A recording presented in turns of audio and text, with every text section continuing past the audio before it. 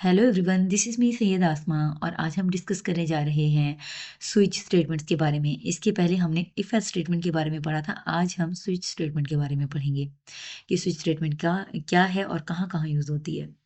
Got it? चलते हैं हम लोग अपने नेक्स्ट स्टेप की तरफ। स्विच स्टेटमेंट जो है बेसिकली अपने नाम से ही बता रही है कि मल्टीपल केसेस को जो है चेक करते हैं और जहाँ पर जो है हमारी केस या कंडीशन ट्रू होती है, वहाँ पर जो है ये एग्जीक्यूट कर जाता है। फॉर एग्जाम्पल जैसे कि यहाँ पर हमारे पास एक स्विच हमने लगाया, ओके, स्विच स्टेटमेंट लगा दी और एक्सप्रेशन में हमने कंडीशन दे दी, ठीक है, कि अगर हमारी कंडीशन जो है अगर लाई करती है एक्स के मतलब केस एक्स के ऊपर, तो हमारी लूप यहीं पे ही वो ब्रेक कर देगा, इससे आगे वाले कंडीशंस को चेक ही नहीं करेगा।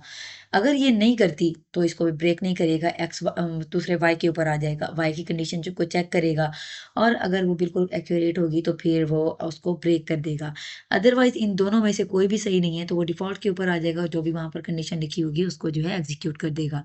ये एक सिंपल सा सिंटैक्स है आपके पास स्विच स्टेटमेंट का।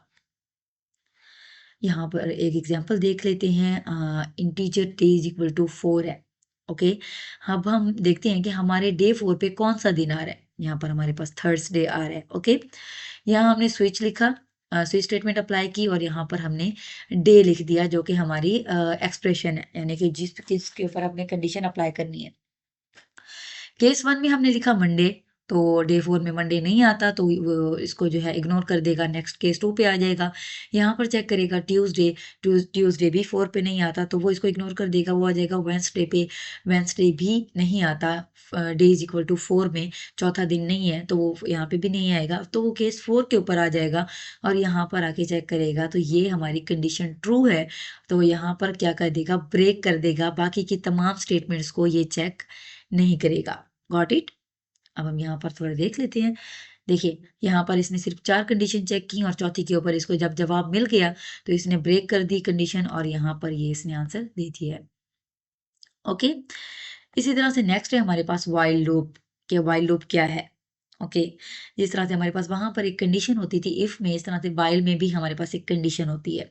अगर हमारी कंडीशन ट्रू होती है तो हमारी जो आंसर है वो बिल्कुल एग्जीक्यूट होके हमारे पास आंसर ट्रू आ जाता है, अदरवाइज वो एल्स के ऊपर चला, सॉरी, अदरवाइज जो है वो ट्रू नहीं होता तो एग्जीक्यूट भी नहीं होता।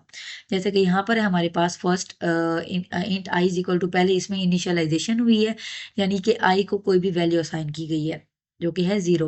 अब व्हाइल में वो चेक करेगा कि अगर जो वैल्यू है वो लेस देन 5 है, ठीक है, तो वो क्या करेगा, काउंट सॉरी सी आउट जो है आई इज इक्वल टू आई को जो है प्रिंट करा देगा। बट यहाँ पर जो है इस यहाँ पर आई प्लस प्लस भी वो लिखेगा और आई प्लस प्लस में वो इंक्रीमेंट भी कर देगा। अब जो है चीज़ें हमारे लिए मज़ीद थोड़ी सी बेहतर होती जा रही हैं, क्यों, क्योंकि यहाँ पर जो कंडीशन है वो 0 है, जब भी वो यहाँ पर आके कंडीशन चेक करेगा और 0 होगा, 0 में इंक्रीमेंट करेगा तो 1 आ जाएगा, इस तरह से फिर ये लूप चेक करेगा, फिर यहाँ पर आएगा तो उस 1 में फिर +1 कर देगा तो वो 2 हो जाएगा, इस तरह से 3 और 4 हो जाएगा, ठीक है। तो हमारा आंसर जो है वो आई इज इक्वल टू 1 2 3 और 4 आ जाएगा।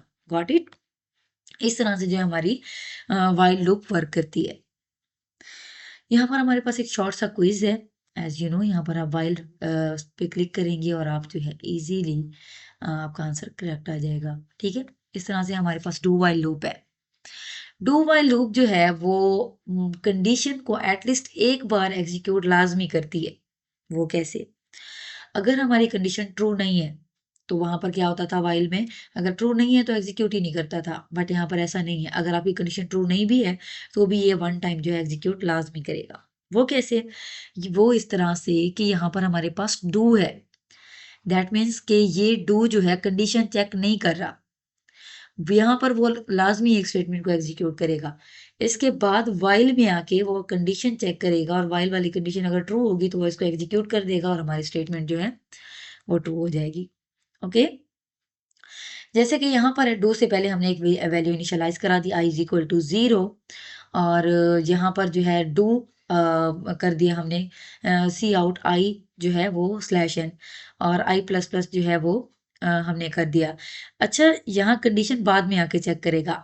अब जो यहाँ तक की इनपुट है, ठीक है, अब ये जो यहाँ तक की इनपुट है उसने क्या किया कि यहाँ तक की इनपुट का 0 और 1 ऑलरेडी वो दे देगा, ठीक है। अब 1 ऑलरेडी था, उसके बाद आके उसने कंडीशन चेक की कि आई के अंदर जो है +1 कर देगा तो वो 1 + 1 2 हो जाएगा, फिर 2 + 1 3 हो जाएगा, 3 + 1 4 हो जाएगा और इसी तरह से हमारी डू व्हाइल की कंडीशन जो है वो चलती रहेगी। ओके। इसके बाद है हमारे पास फॉर लूप। ठीक है। अब फॉर लूप जो है ना वो हम इन दोनों से जो कि वाइल लूप है, डू वाइल लूप है, इन दोनों से ज़्यादा जो है इसको इम्पोर्टेंस दी जाती है और तकरीबन प्रोग्रामिंग में इसको जो है यूज़ किया जाता है। ऐसा क्यों है? क्योंकि इसकी एक ही स्टेटमेंट में आपकी तमाम चीज़ें कवर हो जाती हैं।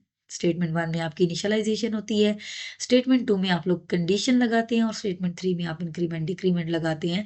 आपने नोट किया होगा व्हाइल या डू व्हाइल में आपको ये तमाम चीज़ें स्टेप बाय स्टेप करनी पड़ती हैं, एक-एक अलग-अलग लाइन में लिखनी पड़ती हैं। बट फॉर का मसला जो है सॉर्ट हो गया है फॉर की वजह से, क्योंकि अब आपकी स्टेटमेंट्स जो हैं वो एक ही लाइन में प्लेस की जाती है। स्टेटमेंट 1 में क्या होगा कि वन टाइम जो है एग्जीक्यूशन होगी ब्लॉक ऑफ कोड की और नेक्स्ट में हमारी कंडीशन चेक होगी और उसके बाद जो है इंक्रीमेंट या डिक्रीमेंट होगा। जैसे कि यहाँ पर आपको नज़र आ रहा है int I is equal to 0, i is less than 5 और आई प्लस प्लस।